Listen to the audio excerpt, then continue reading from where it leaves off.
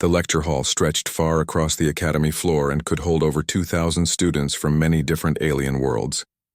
And Claire Hoffman sat quietly among them, watching the front of the room where Professor Kelvin stood preparing his lesson for the day, and the professor was a Zentari with silver scales covering his body and 4 eyes that could move in different directions. And he spoke through a translator device that turned his clicking sounds into words everyone could understand, and today he was teaching about ancient warriors from different planets, and Claire had been at this academy for 2 years now, studying to become a bridge between different species in the galaxy, and she was one of only a few humans. Here and most of the other students came from what they called garden worlds, which were peaceful planets with gentle weather and few dangers. But Earth was different, and Earth was classified as a death world, which meant it was a dangerous place, where only the strongest could survive. And this made many alien students nervous around her and the other death world students, and she had gotten used to the way some students moved away when she sat near them, or how they whispered when she walked. Past and today, Professor Kelvin was showing holograms of famous warriors from across the galaxy. And the first one was a massive creature in black armor who had conquered 17 star systems, and students took notes and whispered to each other about the brutal campaigns this warrior had led. And then Kelvin changed the hologram to show another warrior. And this one was lean with claws and sharp teeth, and had created new ways of fighting that were still taught in military schools across space. And Claire watched all of this with interest, but she seemed to be waiting for something specific, and then the hologram changed again, and the room became very quiet, and the figure that appeared was about 2 meters tall, wearing old metal armor and leather and holding a curved sword in one hand and a round shield in the other. And his face was weathered with scars, and his eyes were a striking blue that seemed to look right through anyone watching. And Professor Kelvin explained that this warrior was from Earth and from a time over 3,000 years ago, when humans used bronze and iron weapons instead of advanced technology. And he told the class that this man had conquered over 5 million square kilometers of land, and had defeated armies that were 10 times larger than his own forces, and in his whole life he had fought in more than 100 major battles, and had never lost even once, and the students began to murmur in disbelief. And one Zentari student raised a limb and asked if this could really be true because no commander could have such a perfect record. And Kelvin assured them that human records were very detailed and accurate, and this warrior's achievements were well documented. And another student asked what kind of advanced weapons this warrior must have had to be so successful. And Kelvin zoomed the hologram closer to show the simple weapons, and explained that there were no guns or lasers or energy shields and just swords and spears and bows and arrows and discipline and tactical thinking. And the room erupted with shocked chatter because they could not understand how anyone could dominate so completely with such basic tools. And a Krell student with clicking mandibles asked who this warrior was and what his name had been. And before Kelvin could answer, a quiet voice spoke from the middle section of seats and said, "Alexander." And everyone turned to look at Claire, who had spoken the name in a clear, calm voice, and she continued saying his full name was Alexander III of Macedon, and he was also called Alexander the Great, and he was born 356 years before the Common Era, and died at age 32 in the year 323 before the Common Era. And Professor Kelvin looked at her with his 4 eyes focused intently, and said she was correct, and asked if she was familiar with her world's military history. And Claire smiled slightly, and said, "You could say that." And Kelvin asked her to explain to the class what made this Alexander so special, when Earth had produced many warriors throughout its long history. And Claire stood up, as was proper, when addressing the whole class, and she explained that Alexander was exceptional because he could read a battlefield and change his tactics instantly. And he led his troops from the front, charging into battle with them, which made his soldiers incredibly loyal. And he was wounded many times, but never stopped fighting. And she gestured to the hologram and said he had vision beyond just conquest, and he founded over 20 cities and spread knowledge across 3 continents and tried to create a unified empire that mixed different cultures together. And Kelvin asked about his methods and how he won against larger armies, and Claire explained that Alexander used innovation and speed, and he perfected a formation called the Macedonian phalanx, which was rows of soldiers with long spears that were almost impossible to break through from the front, and he used cavalry like a hammer smashing into enemy sides, while the phalanx held them in place. and his army could move faster than anyone thought possible, sometimes covering over 40 kilometers. In a single day, and a floating whisperfolk student drifted forward and asked how he kept winning when his enemies learned his tactics. And Claire's smile grew wider, and she said he never used the same tactic twice if he could avoid it. And at a battle called Gaugamela, he fought on a huge plain against an army 3 times his size and won by attacking the enemy commander directly. And at a river called Hydaspes, he faced war elephants for the first time and created new tactics right there on the battlefield to counter them, and he was completely unpredictable. And Professor Kelvin observed that she spoke with considerable knowledge and asked if she had studied this particular historical figure extensively, and Claire repeated, "You could say that," with that same mysterious smile. And Kelvin sensed something beneath the surface and asked if there was something she wanted to share with the class, and the entire room went silent, and 2,000 students waited for her answer. And Claire looked at the hologram and at the weathered face of the ancient warrior, and at those piercing blue eyes that had looked upon the world 3,000 years ago. And then she looked back at the professor and spoke slowly and clearly, and said that Alexander III of Macedon was her grandfather, and she explained that he was 78 generations removed, but her grandfather nonetheless, and the silence that followed was complete and absolute, and no one moved or spoke. And finally a Krell student burst out with clicking laughter and said this was impossible, because that was 3,000 years ago, and no family line could be traced back so far. And Claire turned to face the speaker with a patient expression, and explained that humans kept very detailed family records, and the royal bloodline of Macedon was especially well documented, and her family descended from Alexander's half-sister named Thessaloniki, and Professor Kelvin asked for proof of such an extraordinary claim. And Claire pulled out her data device and transmitted a file to the main display, and the hologram changed to show a massive family tree with thousands of names and dates and genetic markers scrolling past. And she explained that her family had maintained these records for over 300 generations, and the genetic proof had been verified by Earth's Historical Preservation Society, and Kelvin looked at her official academy file and noted her exceptional scores in military history and tactical studies, and said he had assumed this was natural talent and hard work. And Claire said it was both, but she may have had certain advantages in how she approached tactical problems, because her family had always emphasized specific ways of thinking and principles of warfare that she later realized came directly from Alexander's documented strategies. The next 3 days at the academy were unlike anything Claire had experienced since arriving, and news of her connection to Alexander spread across the campus incredibly fast, and she found herself at the center of attention everywhere she went. And some of that attention was positive, because students from warrior cultures wanted to talk with her about military history and tactics, and a pair of Krell siblings who were bound by honor codes sought her out to discuss ancient battle strategies. And a Verdant Pack member named Scrath came to ask questions about human warfare traditions, because they saw her bloodline as something worthy of respect and a connection to the old ways of combat that their own cultures valued highly. But much of the attention was negative, and Garden World species gave her even more space than before. And the Whisper folk filed an official complaint with the Academy administration, claiming that her presence made them feel unsafe, and a group of harmonic students whose crystalline bodies reflected light in rainbow patterns started circulating a petition that demanded all Deathworld students be separated into different educational facilities, away from peaceful species.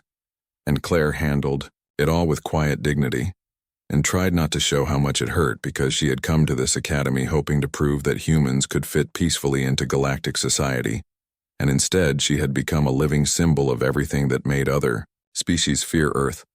And on the 4th day she arrived at Professor Kelvin's classroom and found it arranged completely differently than usual,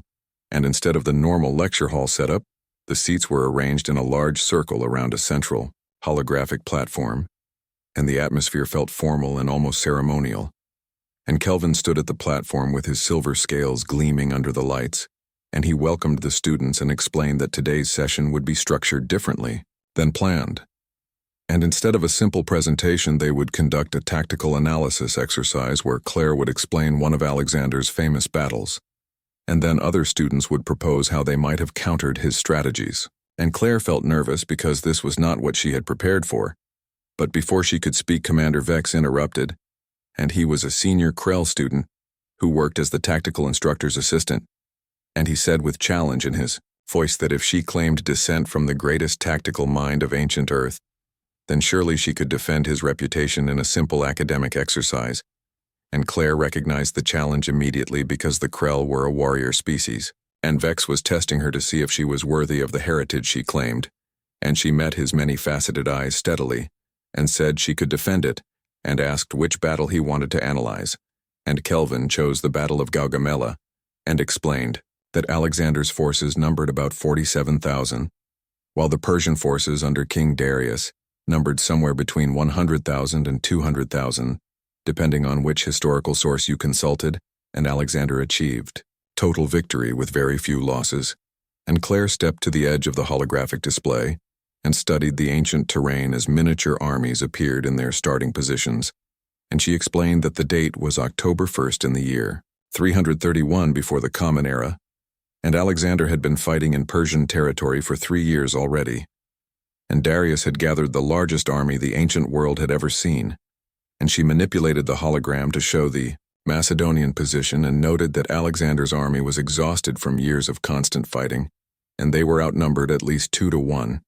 and they faced a force that included 200 scythed chariots and 15 war elephants, and the elite Persian cavalry known as the Immortals and Scrath the Verdant student commented that this sounded like an impossible situation and asked how Alexander could possibly win, and Claire explained that he changed the rules of the battle, and she highlighted Alexander's cavalry position on the right side,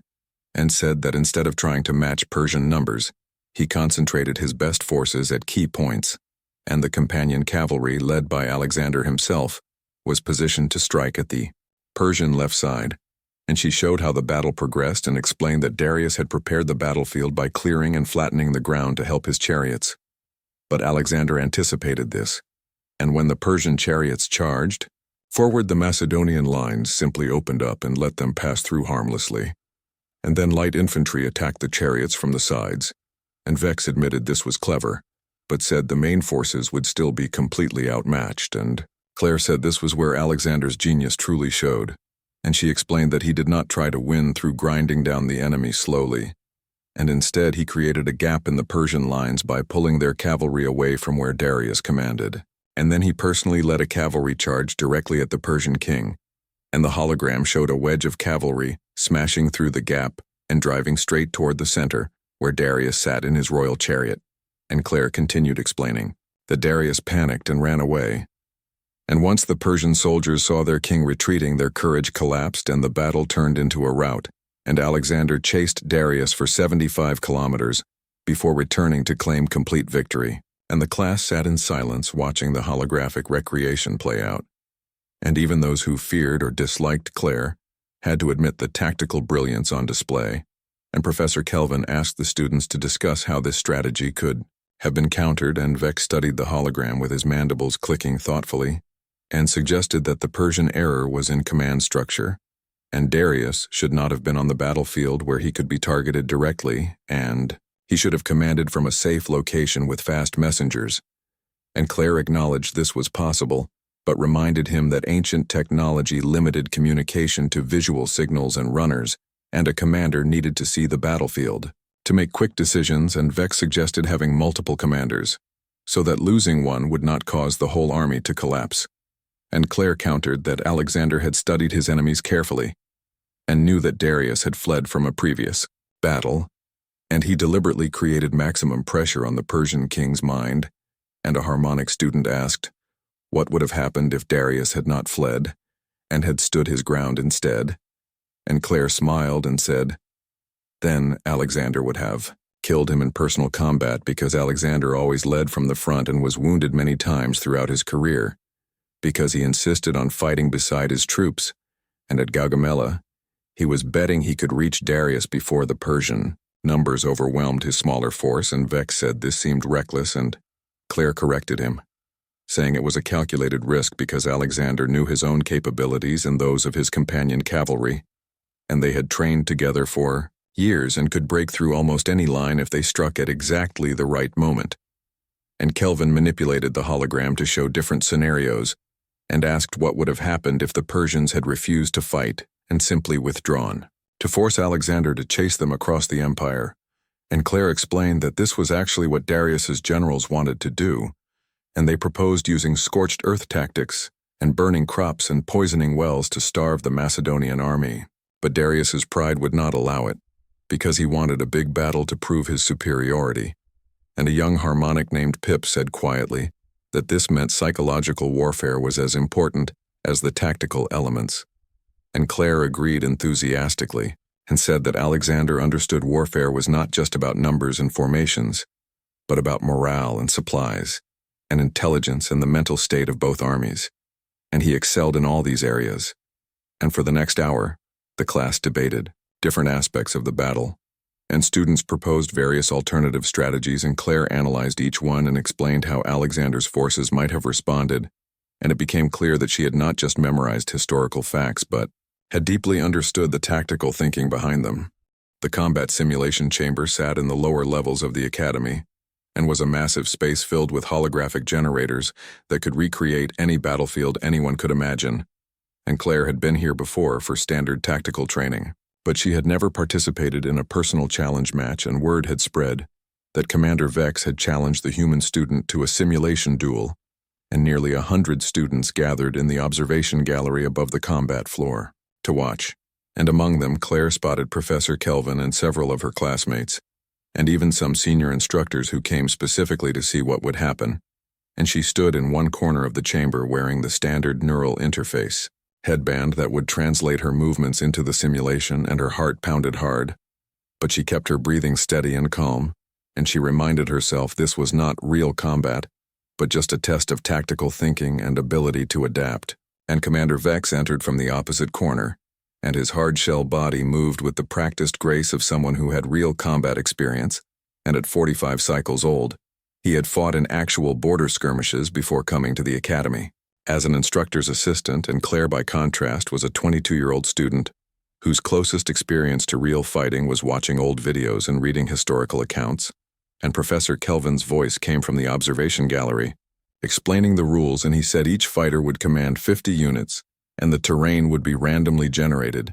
and victory came from eliminating all enemy forces or capturing the opponent's command position, and standard safety protocols were active. And he paused and said that Claire, as the challenged party, could select the era of combat while Vex would select the terrain type, and Claire considered her options carefully, and she could choose modern warfare where technology might help her. Or she could lean into her heritage, and after a moment she made her decision and spoke clearly, saying she chose the classical period with ground forces only and pre-gunpowder weapons. And a murmur ran through the observation gallery because she was choosing Alexander's era and fighting on familiar ground, and it was either brilliant or incredibly arrogant. And Vex's mandibles clicked with amusement, and he said she was bold, and then chose Badlands as the terrain type, which meant broken ground with rocks and gullies and limited lines of sight. And one watching student observed that this terrain would negate cavalry charges and counter the Macedonian advantage, and the holographic generators hummed to life, and suddenly Claire and Vex stood on opposite sides of a rocky landscape, dotted with boulders and ravines and sparse vegetation, and the terrain would indeed make cavalry charges very difficult and favor infantry combat. And in front of Claire appeared 50 holographic soldiers representing the units under her command, and she had a mix of infantry with spears and shields and lighter troops with javelins and a small group of cavalry, and her command tent appeared behind her as the position she needed to defend. And Vex's forces materialized similarly, and Claire saw he had chosen a Krell warrior setup with heavy infantry and thick armor,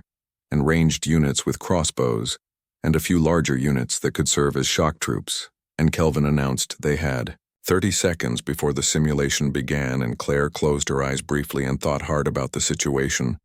And the terrain favored Vex's infantry-heavy force, and her cavalry was nearly useless here, and she was outnumbered in heavy units, and had no technological advantage, and on paper she should lose badly.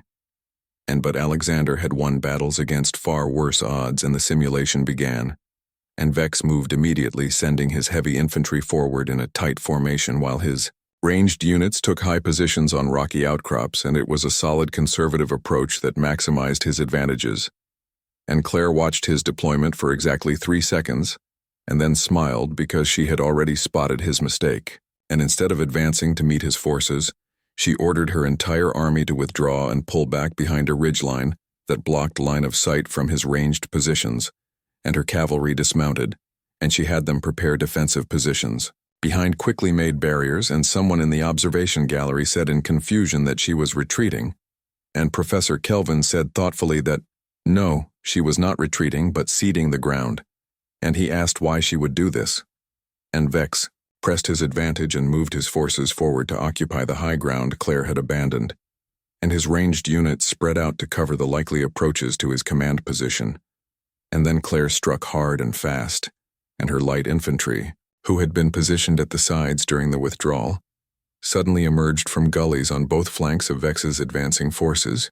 and they threw javelins into the exposed sides of his heavy infantry, causing chaos and disrupting his formation. And before Vex could respond, Claire's main infantry force charged forward, but not at his heavy infantry, and instead they ran at his ranged positions, and the archers were lightly armored and positioned on high rocks,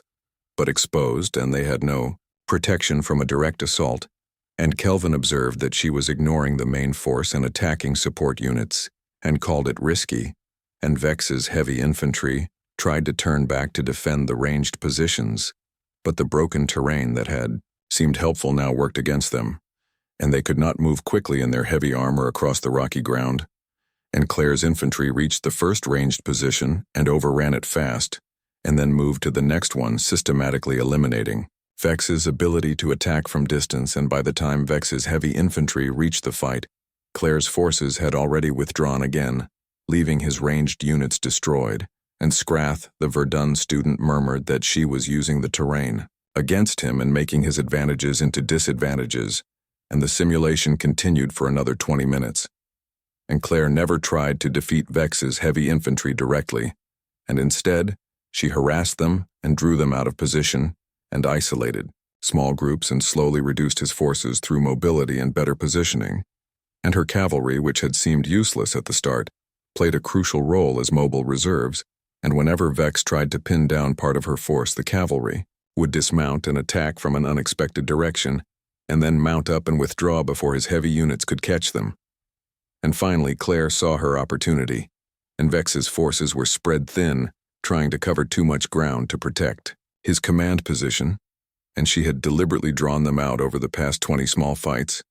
and she concentrated her entire remaining force of 42 units against his 37 at a single point on his defensive line, and it was a classic Macedonian hammer blow, the same tactic Alexander had used at Gaugamela, and Vex recognized the danger and tried to pull his scattered forces back, but it was too late, and Claire's unified force smashed through his weakened line and drove straight toward his command tent, and in desperation, Vex personally led his remaining heavy infantry in a countercharge, and for a moment the two forces clashed directly with holographic soldiers fighting hand to hand, but Claire had kept one unit in reserve, and her cavalry, which had been positioned out of sight behind a ridge, suddenly appeared and charged into the rear of Vex's counterattacking force, and the Krell commander's forces caught between Claire's main force, and her cavalry collapsed completely, and his command tent fell, and the simulation ended, and Kelvin announced victory to Claire, and the observation gallery erupted in loud conversation, and half the students were analyzing the tactics while the other half simply could not believe what they had witnessed, and Claire removed her neural interface headband and breathed hard because the simulation had been exhausting and required constant attention to dozens of moving pieces across a chaotic battlefield. But she had won, and Vex approached her with his mandibles clicking in a way that suggested respect, and said that was exceptional. And she had fought nothing like he expected, and Claire managed a tired smile and said he was expecting her to charge headlong, like Alexander at Gaugamela, but that only works when you have cavalry superiority and open ground, and he chose terrain that negated her cavalry advantage, so she had to adapt. Vex observed that she had used mobility instead of shock tactics, and attacked his support structure rather than trying to break his main force, and forced him to react to her instead of executing his own plan. And Claire explained that Alexander always adapted his tactics to the situation, and at Gaugamela he used a cavalry charge, but at the siege of Tyre he built a bridge to attack an island city, and at the Hydaspes River He used tricks and river crossings to confuse his enemy, and the principle stayed the same. But the execution varied, and several students came down from the observation gallery to congratulate Claire or ask questions about specific tactical choices, and she answered as best she could, while still trying to process what had just happened. And Professor Kelvin approached with his 4 eyes gleaming with interest and said, that was a masterful display, and she had demonstrated not just tactical knowledge, but the ability to think dynamically under pressure, and asked if she had considered pursuing advanced tactical studies, and Claire reminded him that she was focused on xenodiplomacy because she wanted to prevent wars, not fight them, and Kelvin said, the best diplomats understand warfare because they know what they are trying to prevent, and her unique perspective could be valuable in both fields. And before Claire could respond, alarms suddenly blared throughout the academy, and red emergency lights began flashing, and a voice boomed over the intercom telling all students and faculty to report to emergency assembly points immediately, and saying this was not a drill, and repeating that this was not a drill. And the students looked at each other in confusion and concern because the academy had never had a real emergency in its 300-year history, and Professor Kelvin's translator device crackled with priority communications, and his scales went pale as he listened. And when he looked up at the gathered students, his expression was grave and serious, and he announced that a Kraggish raiding fleet had entered the system, and 6 warships were approaching the Academy station, and they were demanding the Academy surrender all Deathworld students as prisoners. And a shocked silence fell over the group, and then chaos erupted as students began shouting questions and expressing fear. And Claire felt ice in her stomach because the Kraggish were a notorious raider species and one of the few civilizations that refused to join the Galactic Council, and they were known for attacking isolated stations and colonies and taking slaves and resources before disappearing into uncharted space, and they specifically wanted Deathworld students, which meant they wanted her. And Commander Vex's voice cut through the panic and said, security protocols required immediate lockdown, and all students should go to emergency shelters, and faculty and trained combat personnel should move to defensive positions. And Kelvin said grimly that the station's defenses were designed to handle accidents and small threats, and they had never faced a coordinated military assault,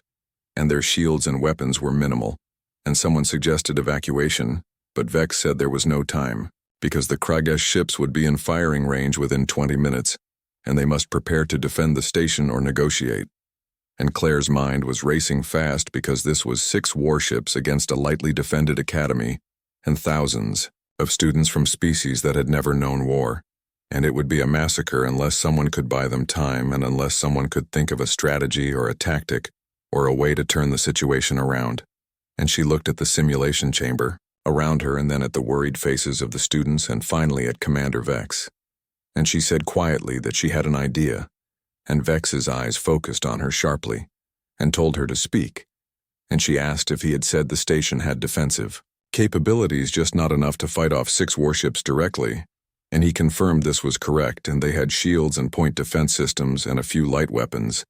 But against a proper military force, they would last perhaps 15 minutes. And Claire's blue eyes, which were the same eyes that had stared out from Alexander's face 3,000 years ago, hardened with determination. And she said then, they should not fight them directly, and they should make the enemy fight on their terms and change the rules of engagement. And Kelvin asked how they could do this, and Claire smiled. And in that moment, everyone in the room saw the shadow of an ancient conqueror in her expression, and she said the same way her grandfather defeated armies 10 times his size, which was through cunning and misdirection and understanding the enemy's mind better than they understood it themselves. And she turned to Vex and asked how fast he could get her to the command center, because they had a battle to plan, and the command center of the academy was a circular chamber filled with holographic displays showing the station's systems and the surrounding space, and most importantly, the 6 Kraggish warships approaching from the edge of the solar system. And Claire stood beside Vex and Kelvin studying the tactical situation, and around them, senior faculty members and the station's small security force monitored various systems with expressions ranging from grim to terrified. And Claire said crisply to give her an analysis, and she was falling into a command tone that came more naturally than she expected. and a Zentari tactical officer pulled up detailed scans and said there were 6 Kragesh cruisers modified for raiding operations with heavy armor and significant firepower but relatively slow speed and minimal point defense, and they were broadcasting on all frequencies demanding surrender of all Deathworld students, and Kelvin asked why they specifically wanted Deathworld students, and Vex explained that the Kragesh sold slaves to various criminal organizations, and Deathworlders brought premium prices because of their physical capabilities and resistance to harsh conditions, and the Academy had 12 Deathworld students currently enrolled, including Claire. And Claire studied the approaching ships carefully and asked what they were waiting for because they could be firing already. And the tactical officer said they wanted the station intact because stations were valuable, and if they destroyed it they would lose potential plunder and would have to hunt down escape pods scattered across the system, and it was much easier to force a surrender. And Claire asked what happened if they refused. And the officer said then the Kragesh would systematically destroy their shields and weapons and breach the hull in multiple locations and board the station, and casualties would be catastrophic. And Claire closed her eyes briefly and thought hard, because this was 6 warships against a space station that had never been designed for serious combat, and the Kragesh held every advantage, but so had the Persians at Gaugamela, and she asked what assets they had available, and Vex pulled up a list, showing defensive shields rated for small impacts, not military weapons, and 4-point defense turrets designed to stop debris, and 2 light plasma cannons that were both outdated civilian models, and 12 emergency shuttles that were unarmed, and various research vessels and personal craft in the docking bay that were also unarmed. And Claire asked about communications and if they could call for help, and Kelvin said this had already been done, but the nearest Galactic Council patrol ship was 4 days away, and military reinforcements would take over a week, and they were completely alone. And Claire studied the hologram watching the Kragesh ships move into formation, and they were confident and moving slowly and making no attempt at hiding or tactical maneuvering, because they expected easy prey, and she murmured that their arrogance was their weakness. And Vex leaned closer and asked what she meant, and Claire said louder that they were not expecting resistance, and they thought the Academy was full of soft garden world academics who would surrender immediately, and they were not taking them seriously as opponents. And Kelvin pointed out that they were not serious opponents because the Kragesh had 6 warships, and they had an academy, and Claire smiled that same smile she had shown in the simulation and said, Alexander faced armies with 200,000 soldiers, and they were facing 6 ships, and the principle was the same, and they could not win through direct fighting. So they must change the nature of the fight. Claire pointed at the hologram and said the Kragesh ships were designed for raiding, not fleet combat, which meant they were built for attacking stationary targets and capturing them intact, because they wanted the station functional and the tactical. Officer asked how this helped them, and Claire said it meant the Kragesh had limitations they could exploit, and she turned to Vex and asked how long their shields could last against military weapons, and he calculated quickly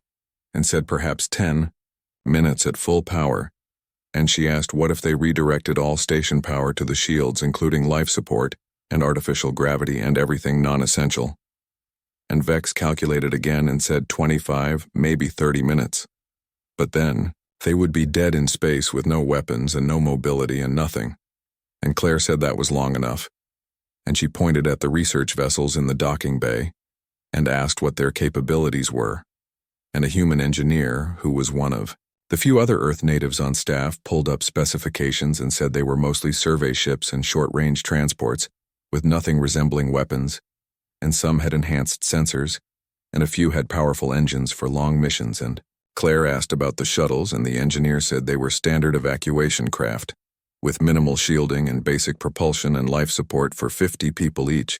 And Claire's mind worked rapidly, pulling together pieces of a plan that was either brilliant or insane, and probably both, and she said, here is what they would do. And first they would broadcast a message to the Kragesh, saying they were discussing surrender terms to buy as much time as possible. And Kelvin nodded and moved to the communication station. And second, they would evacuate all non-essential people to the emergency shelters in the station's core and get them behind as many walls as possible. And Vex said that would leave only security and senior staff. And Claire said correct, because everyone else was a potential casualty they needed to protect. And third, She needed every student with combat simulation experience to report to the docking bay along with anyone who had piloting training, and Vex asked what she was planning, and Claire said the Kragesh thought they were weak, so they should prove them right, and then prove them wrong. And over the next 15 minutes, Claire explained her plan in detail, and several times faculty members said it was too dangerous or too risky or impossible, and each time Claire calmly explained the tactical reasoning and the psychological elements and the calculated risks, and she was not her grandfather and not a warrior leading armies into battle, but she was his descendant, carrying the genetic and cultural legacy of the greatest tactical mind of the ancient world. And right now, 2,000 students were depending on her to find a way to survive. And finally, Kelvin returned from communications and said the Kragesh were demanding their response in 5 minutes, and they were losing patience, and Claire said perfect, and told him to send their surrender and tell them they would lower shields and prepare for boarding, and multiple voices exclaimed in shock and asked what she was doing. And Claire said to trust her because they needed the Kragesh to commit, and they needed them to believe they had won. And Kelvin hesitated, but then nodded and returned to communications. And Claire turned to the assembled group and said, everyone should take their positions, and told Vex he was in tactical command of the defense, while she would coordinate from the docking bay. And Vex asked why the docking bay, and Claire said simply because she was the bait, and they wanted Deathworld students, and she was going to make sure they focused on getting her. And before anyone could protest, she was moving and heading toward the docking bay at a run, and behind her she heard Vex giving orders, and systems being activated and the station preparing for combat.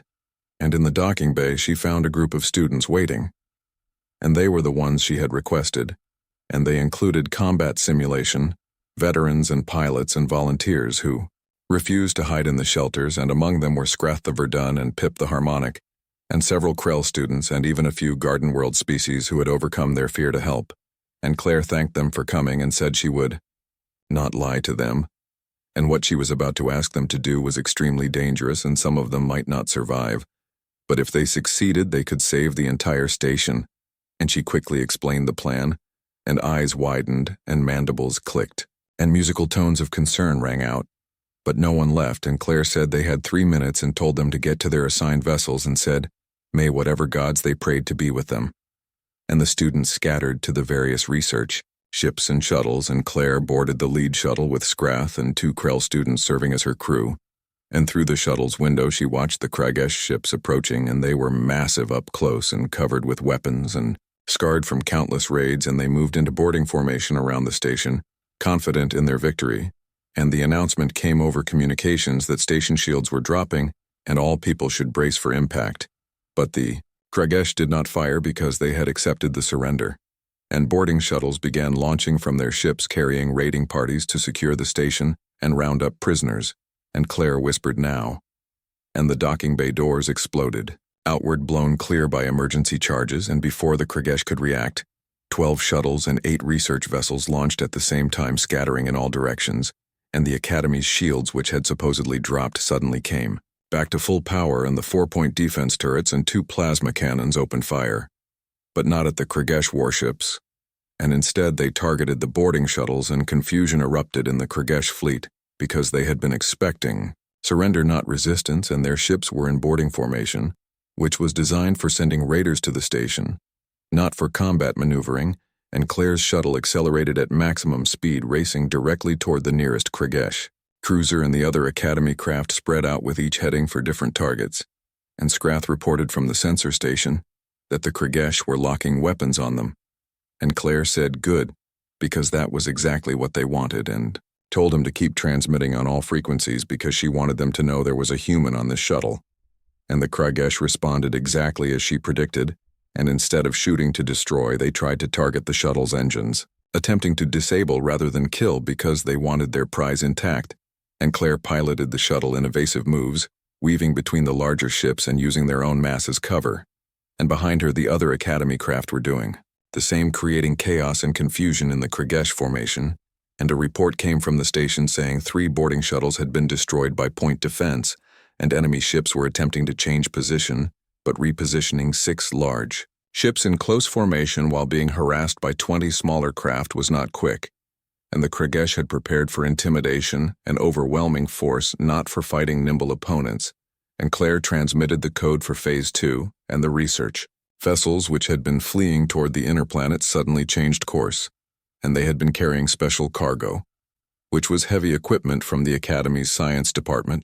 including gravity generators and magnetic field projectors, and experimental engines, and all of them activated at once, and the space around the Kragish fleet suddenly became a nightmare of sensor problems and gravitational oddities, and the ship's targeting systems went crazy, and communication between vessels became scrambled, and in that confusion Claire's shuttle dove beneath the lead Kragish cruiser, skimming so close to its hull that proximity alarms screamed, and she transmitted telling Pip to act now, and the harmonic student piloting one of the research vessels activated the ship's experimental quantum device, and the machine had been designed to study space phenomena, but when aimed at a ship's hull at close range, it had an interesting effect,